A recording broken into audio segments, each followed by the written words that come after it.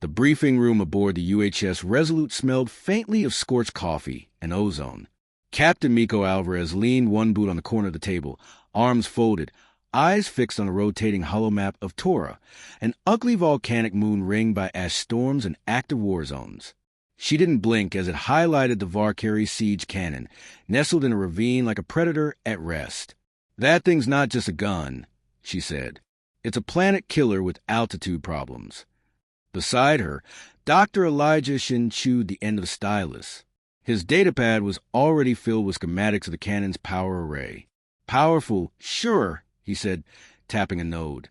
"But clumsy, like duct taping a bomb to a washing machine, and calling it elegant." Private Avo Okoro sat across the table, back straight, fists clenched in excitement. "Does it have to be elegant to be evil? We could try talking to them." Miko smiled dryly. "Private, if we ever meet a Valkyrie that negotiates before firing, I'll buy you a space pony." The door hissed open and Sergeant Rick, Skunk, Doyle entered, reeking faintly of solvents and gun oil. He dropped the satchel onto the floor with a clang. It rattled like it was full of loose grenades, and probably was. "Requesting permission to bring Big Sheila," he said, pulling out what looked like a flamethrower welded to a rocket launcher. "No," Miko said instantly. "You didn't even let me." "No." Skunk grumbled and kicked the satchel under the table. "Fine, but if we all die, it's because you banned my girlfriend." A chorus of static crackled over the overhead speakers. The mission AI, Veda, cut in, her voice clipped and precise. "Team Mercury, final descent window opens in 9 minutes. Atmospheric instability on Tora remains at 73%. Suggests rapid deployment to avoid thermal jet streams." Miko straightened. "All right, people. Here's the deal. We're dropping behind enemy lines, on foot, without orbital support. Our goal is simple. Get to that siege cannon and shut it down before it levels our forward base on Tessa Prime." "What's the enemy head count?" Ava asked, eyes wide. "Too many, which is why we're going in quiet." Skunk cackled. Miko ignored him and pointed at the map. "The terrain's bad, jagged obsidian fields, geysers, tectonic rifts. The Valkyrie have air superiority, so if we make noise, we're toast. Move fast, hit hard, and improvise when things fall apart. Because they will." She muttered, always comforting. They suited up in silence. The tension was the kind that didn't need words. Just a click of armor seals, the low hum of charge packs sliding into rifles, and Skunk whistling an old Earth battle moth key. The Resolute's drop bay opened like a yawning steel throat. Below, Tora churned with storms and smoke, its fractured surface glowing from within.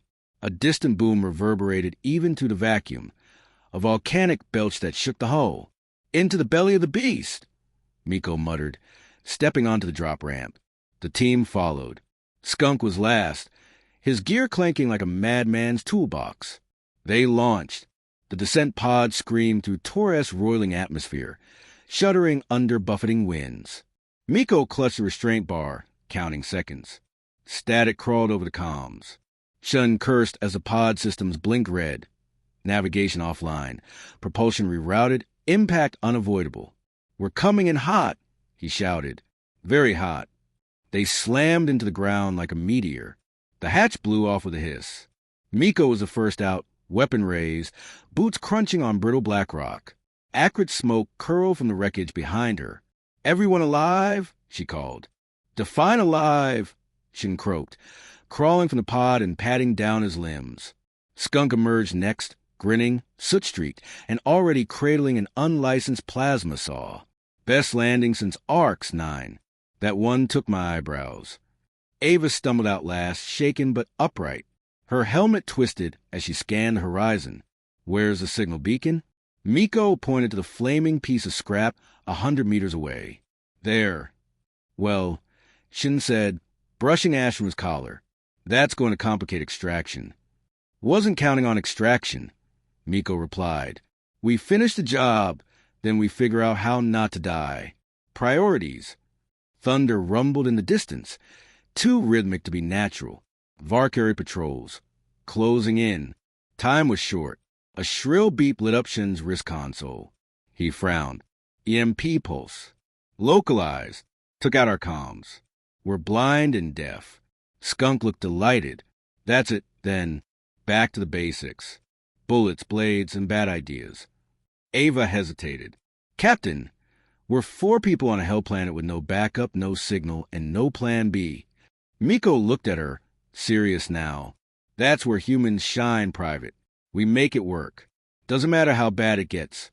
We adapt, we survive, and we do it our way. She turned to the others. New plan. We move west, through the ravine. It'll shield us from aerial scans. Shun, see if you can repurpose what's left of the beacon. Skunk, take point. Ava, stay close and don't talk to anything with more than 2 legs. The team moved, silhouettes against the burning horizon. As they disappeared into the jagged landscape, the first drone whirred overhead, scanning the cratered impact site. High above, aboard a Varkari command skiff cloaked in the upper atmosphere, Commander Take observed the footage with a scowl. His mandibles clicked in irritation. "These are the humans?" he asked, voice thick with disdain. His adjutant bowed low. "Yes, war brother. They have no armored division. Their signal net is fractured, primitive, disorganized." Take narrowed his eyes as the humans clambered over obsidian spires, laughing, arguing, building something bizarre from scrap and pipe. "Primitive," he echoed slowly, yet unafraid. His eyes lingered on Miko, who paused to flip off a passing drone, before ducking into the ravine. Take straightened.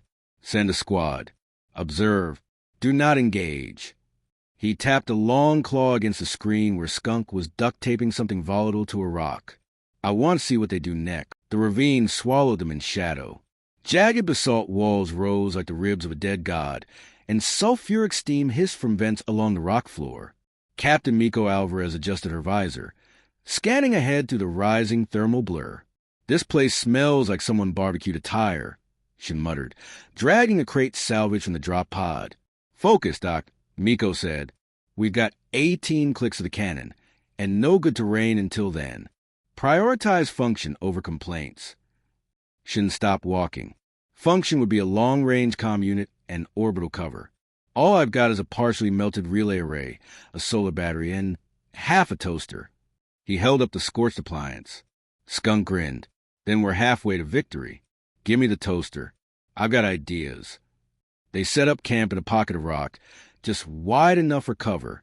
Ava took watch, crouched beside a spindly alien plant that twitched every time she moved. She named it Gary. Miko knelt beside Shin, watching as he laid out his makeshift toolkit. "Can you make anything useful?" Shin sighed. "Useful is subjective. I can make noise. Heat. Light. If I reroute this capacitor, maybe an EMP flash to disrupt scanners. For actual offense." He gestured helplessly. "We're short on guns." Skunk perked up. "Not all guns." He unzipped a false panel in his pack, revealing a lovingly maintained slug thrower and a belt of ancient ammunition. Miko groaned. "You smuggle kinetic weapons into a recon op?" "Never leave home without them." Skunk said, "Lasers are clean. This stuff gets personal. Illegal, unreliable, loud." "Exactly." Miko considered it for a moment, then nodded. "Keep it, but if it jams, you better be ready to throw it." "Plan B is a hatchet," he said cheerfully, patting the weapon strapped to his thigh. Ava turned from her watch. "Do the Varkari know we're here?" "Almost certainly," Miko said. "But they're watching, not acting. That's what worries me." On a nearby outcropping, half a kilometer above them, Varkari optics blinked in the dark. Stealth drones capturing every moment. The footage streamed live to Commander Take's visor. "They're scavenging their own wreckage," his adjutant said, baffled. "Repurposing trash. This is not war, it is chaos." "No," Take murmured. "It is adaptation." He watched as Shinyu scavenged wiring to create a crude motion sensor trap, tied to Skunk's spare fuel cell, and what looked suspiciously like chewing gum. A moment later, it exploded in a ball of blue flame that singed Ava's sleeves. "Whoops," Shin called out. "Success-ish." Miko sighed. "We need a real plan."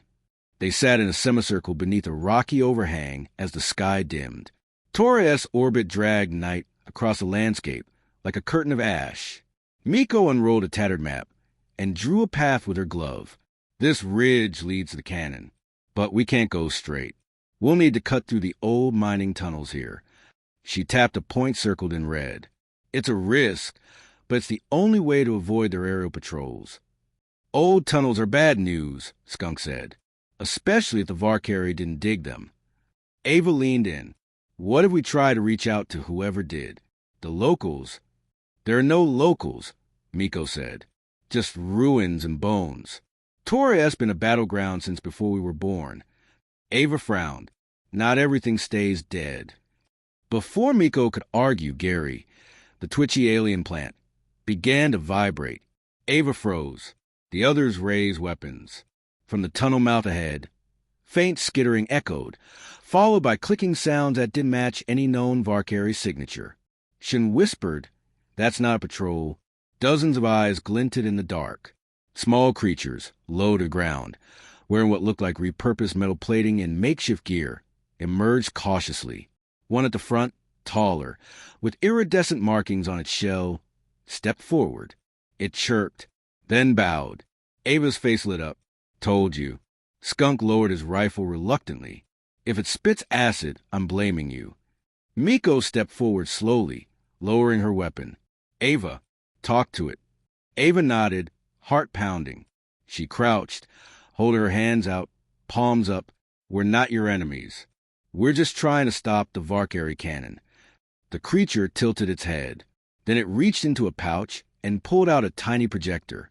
A hologram of the cannon flared to life, overlaid with warning symbols and scorched terrain. "They know what it does," Ava said, translating the gestures. "And they want it gone too." Miko glanced between them. "Will they help?" A pause. Then the alien leader tapped the projector. A new map appeared. Tunnels leading beneath the Varkari encampment. An access route the humans hadn't known existed. Miko smiled grimly. "Now we got a real plan." Overhead, the Varkari drones fed the footage to her take. The commander leaned back, arms folded. They negotiate with vermin. Form alliances without rank or blood oath. Unacceptable. The adjutant nodded. "Shall we eliminate them?" Take's eyes narrowed. "No," he said slowly. "Let them advance. Let them believe their plan is working." He tapped a claw against the screen. "I want to see what happens when cornered creatures believe they can win." The tunnel stank of rust and wet stone, pulsing with heat from Toria's unstable core. Miko led the way, her weapon sweeping in measured arcs, boots splashing through shallow mineral runoff. Behind her, Shun's sensor rig blinked erratically. "Interference," he muttered. "Too many trace elements. Can't trust the readings." "Then trust your eyes," Miko said, "and stay quiet. We're close." Their local allies, small, carapace creatures Ava had taken to calling the Cornell, guided them through the labyrinthine passageways. Wordless but efficient, they used bioluminescent patches and claw scratch symbols to chart progress. Ava walked at their side, occasionally chirping back in mimicry. Skunk kept to the rear, muttering to his gear. "This whole op smells wrong. Tunnel's too clean. No guards. No drones. Like they want us here." "Maybe they do," Shin offered, "and maybe they're watching to see what we do next. Or maybe this ends in screaming and fire," Skunk grunted, "which, granted, is how most of my plans start." They reached a breach in the wall, a collapsed segment of tunnel, revealing a vertical shaft reinforced with alien plating. Above, the Varkari cannon's base loomed through vents and stone, massive, angular, humming with coiled plasma energy. Miko motioned for silence. "That's our shot." She pulled a schematic from her wrist pad, overlaying it on the live image. "If we can reach this junction here, we can overload the magnetic coil before it charges." "Shun, how fast can you spike their capacitor feed?" "With proper tools? 10 minutes. With this," he shook the salvage gear strapped to his vest, "maybe 4. But I'll need cover." Miko turned to Ava. "You're with Shun. Skunk, you're with me. We'll draw attention near the south port. Make it look like a frontal assault." Ava hesitated. "What if they see through it?" "They will. Eventually. Miko's tone was calm, but her eyes were hard. We don't need them to believe it. We just need them to blink. They emerged into the base of the cannon complex through a cracked maintenance panel. The moment Miko's boot touched the outer decking, alarms screamed to life. Spotlights carved through the gloom. Mechanical clanks echoed, Varkari troopers mobilizing. Skunk grinned like a man in his element. Showtime. He slammed a remote detonator. Explosives rigged hours earlier along the ravine's approach lit up in a cascading boom. The cannon trembled as smoke filled the outer yard. Varkari soldiers, tall, armored in segmented obsidian plate, flooded into the chaos. Miko and Skunk moved like shadows, ducking fire, returning bursts with ruthless precision. The air stank of ozone and scorched polymer. Meanwhile, Shun and Ava dashed through the interior corridors, their Cornell guide scuttling ahead. They reached the capacitor chamber just as two Varkari engineers rounded the corner. Ava raised her rifle but hesitated, only for Shin to shove her aside and hurl a jerry-rigged EMP grenade. It exploded with a pop and a shower of sparks. The Varkari dropped twitching to the floor. "You hesitated," Shin said, breathing hard. "I didn't want to kill them if I didn't have to." "You won't have to if we move faster." Shin dove into the access panel. Hands a blur. The room shook. Dust fell from the ceiling. Above them, the cannon began to whine, charging. Miko heard it even through the battle. Her helmet buzzed with Shun's strained voice. "Overload in progress. 60 seconds. Retake watched from the command platform perched above the chaos. He stood with hands clasped behind his back, unmoving even as explosions rocked the deck beneath him. "They are not retreating," his adjutant said. "They know they will die." "No," Retake said slowly. "They believe they'll win." He stepped down from the platform, armored feet ringing against the metal. "Send the elites. Crush them." As he approached the fray, Skunk spotted him. His grin widened. "Miko, big guy incoming. Shiny armor, command crest. Looks important. Hold him. I'm heading to Shan." Skunk cracked his neck. "I'll buy you 5 minutes." He stepped out from cover, shotgun raised, and fired. The slug caught Retake square in the chest. The commander staggered, but did not fall. Smoke hissed from a crack plate. "You dare," Retake growled, voice like metal on stone. Skunk racked another shell. "Oh, good. You talk." Retake lunged. They collided in a brutal blur. Skunk's shotgun versus a blade longer than his arm. Sparks flew. Blood sprayed. Skunk laughed even as he bled, baiting the towering alien like a street brawler in an alley fight. Meanwhile, Miko reached Shin just as the last capacitor went critical. The air buzzed. Light flared. Shin yanked Ava clear. "Now!" he shouted. Miko raised her rifle and blew the failsafe lock. The entire chamber shuddered as the energy surged backward. Outside, the cannon screamed. It buckled inward. Coils bursting. Plasma imploded with a shriek that echoed across the valley. Retake turned just in time to see the weapon collapse. Skunk raised a hand in the ground, grinning through cracked teeth. "Told you. Plan B's fire." Then everything went white. Later, silence. Ava woke first, half buried in rubble. Her ears rang. Smoke rose from the shattered compound. She crawled free, pulling Shin after her. Miko staggered upright nearby, one arm limp but smiling. "We did it," Ava whispered. Shin blinked. "Where's Skunk?" They found him beneath a collapsed girder, pinned but alive, coughing dust. "Was it awesome?" he asked. "Reckless," Miko said, pulling him free. "Same thing." A clatter echoed from the wreckage. Miko raised her weapon, but it wasn't a drone. Commander Take limped into view, armor scorched, eyes locked on them. They froze. He looked down at his chest, where Skunk's shotgun had dented his crest. He bent, picked up the weapon, studied it, then looked up. "I want one," he said flatly. Then he turned and disappeared into the smoke. The torn dawn crept to the broken ceiling of the ruined cannon facility, casting long, uneasy shadows over blackened alloy and crumpled steel.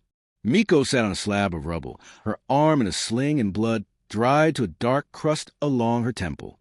The silence felt artificial, like the planet itself was holding its breath. Skunk stirred beside a half-crushed storage container, flexing his shoulder and groaning. "Still alive," he rasped, eyes squinting against the light. "Unless this is hell. In which case, it's a lot dustier than I expected." "You'd know," Shin said, crouching beside a cracked console. He tapped a glowing shard of Cornell tech into a universal translator rig. "Emergency comms are coming back online. I've got about 15% signal bounce off a passing satellite. Enough to call an evac?" Miko asked. Shin frowned. "Not yet. I can send a pulse. Might take hours to reach a listening ship, assuming we're not still jammed." Miko nodded. "Do it. Then start scanning for Valkyrie movement. That cannon was a key asset. They won't ignore this forever." Ava approached from the far corridor, a strange expression on her face. Her rifle was slung low, unneeded for the moment, but her eyes were sharp. "We've got company." Miko stood slowly. "Valkyrie." Ava shook her head. "No. Cornell and others." Out of the dust emerged a procession of beings unlike anything the humans had catalogued. The Cornell led them, clicking and humming, but behind them were other subterranean denizens. Taller, slender species with crystalline limbs, squat amphibians with bioelectric harnesses, even a flock of avian bipeds gliding effortlessly despite the confined space. Miko narrowed her eyes. "How many species live beneath this planet?" "More than we ever guessed," Shin said quietly. "We thought this world was dead. It wasn't, just hiding from the surface war." A towering crystalline figure stepped forward. Its voice resonated through vibrating plates, translated by the device on Shun's arm. "You have done what many could not. You silenced the sky cannon." Miko didn't bow, but she inclined her head with respect. "We had help from your people, and sacrifice from ours." The being nodded. "You showed restraint when destruction was easier. That earns our attention." Ava looked between them. "Are you offering alliance?" The chorus of beings didn't respond immediately. The crystalline leader finally said, "We offer knowledge of the planet, of the Valkyrie, and of yourselves." Shin leaned toward Miko. "That's not just political interest. That's cultural, philosophical." Miko was about to respond when a shimmer of heat rippled across the courtyard. A deep hum followed, and in a swirl of shimmering distortion, Commander Take reappeared, flanked by 2 honor guards. His armor had been reforged, sleeker now, but the shotgun was still strapped to his back. Skunk's eyes widened. "You kept it." Take stepped forward. "It has weight, crudeness, power." His gaze lingered on Skunk.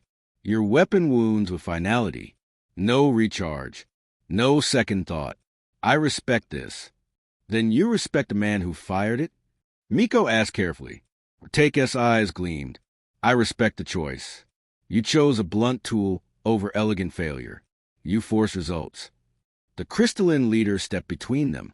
"And yet you return. Why?" Take straightened. "To speak, not to fight." Miko raised an eyebrow. "Since when do the Valkyrie parley?" The commander stepped forward. "Since we lost something we thought untouchable." His gaze swept the wrecked cannon. "You exposed our weakness, not in metal, but in mindset." Silence stretched. He turned to Ava. "You allied with creatures beneath your own. Trusted them without dominance or tribute. No empire, just mutual risk." "That's what humans do when we're not trying to kill each other," she replied dryly. Take looked to the Cornell. "You fought beside them?" The Cornell leader chirped once, a gesture of affirmation. Take stood very still. "Then perhaps our war is overripe." Miko blinked. "You're saying the Valkyrie want peace?" "Not peace," Take said. "Perspective." He unstrapped the shotgun and handed it, grip first, to Skunk. "I learned what I could. Now I return it." Skunk took it silently, for once without a quip. Miko stepped forward. "Then let's talk terms. No grand diplomacy. Just a ceasefire. You stand down from Torah. We won't advance beyond the crash zone." The commander considered, then nodded. "As long as no cannon rises again, we will not fire." Take turned without another word. and vanished once more into shimmering displacement. Ava exhaled. That wasn't how I thought this would end. It hasn't ended, Miko said. It's just changed shape. The crystalline leader stepped forward once more. You broke a weapon. Now build something in its place. Miko looked around at her battered squad. Shin still bleeding at the knuckles. Ava blinking dust from her eyes. Skunk already tinkering with something that sparked ominously. Yeah, she said quietly. We can build. And somewhere beneath their feet, deep in the planet's bones, the new world began humming into motion.